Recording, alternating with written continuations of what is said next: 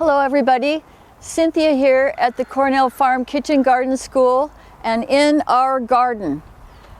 Like many of you, I am just so anxious to start planting. So what I'm going to do today for our June lesson is I'm going to show you how to succession plant warm weather veg into cool weather veg beds and pots. So this is a box that I have had cool weather veg growing in for this spring. I've harvested some lettuce out of it. It's been really a great box for this year. I'm going to plant 2 tomatoes today, a pepper, and we'll see what else. But this is an Oregon Spring tomato. It's an early tomato, so it's about 60 days to maturity. So what I'm going to do is I'm going to plant this right here, and then this tomato is the Cynthia tomato, another small slicing tomato, and it will become ripe a couple of weeks after the Oregon Spring. So that gives me a longer period of time to harvest tomatoes out of this bed. So that's one of the principles of succession gardening. You want to keep your tomatoes coming across the season. So I've got earlies, like early to mid, and then I'm going to be planting another tomato that's more of a late season, and so that I'll have tomatoes all summer long. And then as this starts to grow, this will be harvested and eaten. And I'm also going to harvest some lettuce over here to give this tomato a little bit more room to grow.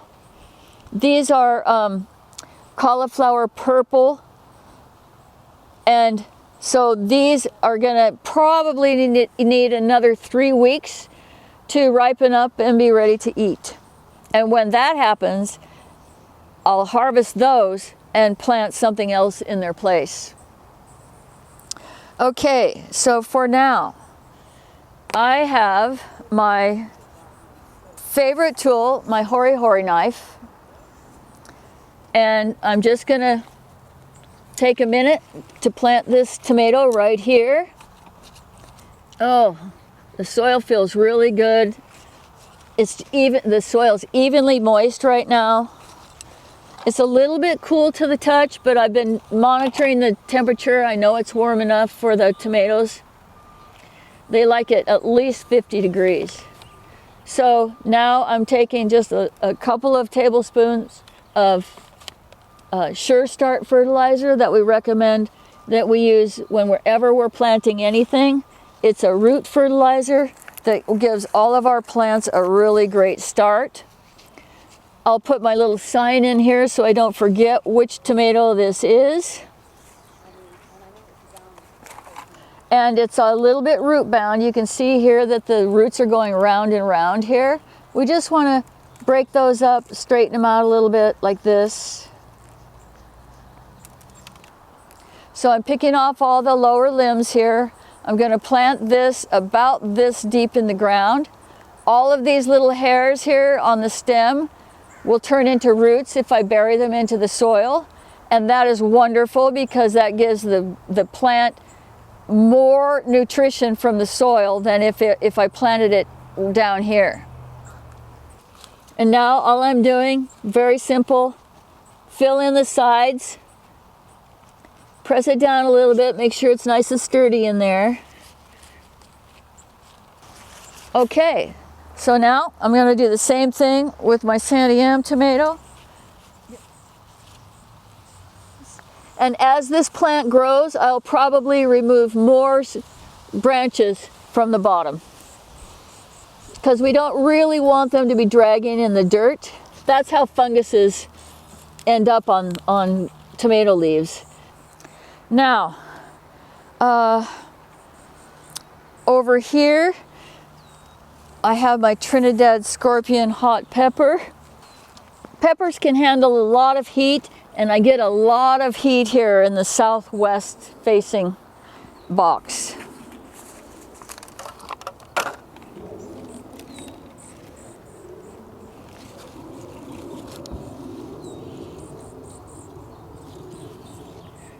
So I don't need to put my pepper real deep in the ground like I do my tomatoes.